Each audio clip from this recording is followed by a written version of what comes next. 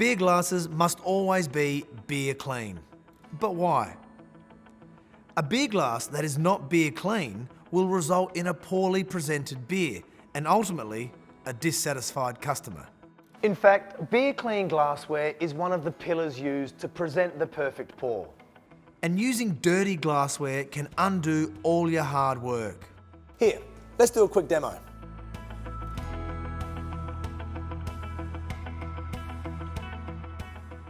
Now let's start here with the dirty glass. This guy looks flat, very little foam, and the presentation is nothing to be proud of. And not the best of smells. There are a number of factors at play here. It could be a bit of lippy, wrong detergent or wrong glass washing machine. Other causes can include incorrect temperature, lint, grease residue, milk solids on the glass, or fruit juice, or even post-mix. As a customer, this is not what I was thinking when I ordered. I was thinking something more like this guy. This is the draft beer experience. Thick, creamy head, small bubbles gently rising, not forming on the side of the glass, just the right temperature and a lacing effect on the glass as the beer is being drunk. So how do we ensure beer clean glassware every time? Well, I'm glad you asked.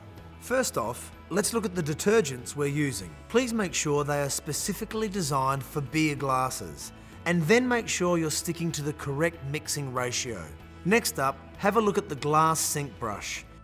If this isn't clean, neither are your glasses. And the same goes for the water in the sink. So let's move on to your glass washing machine. We need to make sure it's working effectively. The first thing to do is check the cabinet for any grease or residue. Then check the spray arms. Make sure that they are in good working order. And finally, the maintenance log. Make sure it's been serviced regularly and recorded. And then, after the glasses have been through the machine, always allow them to drain dry and store them hygienically. Ideally, they should be kept chilled, ready to serve that next ice-cold beer.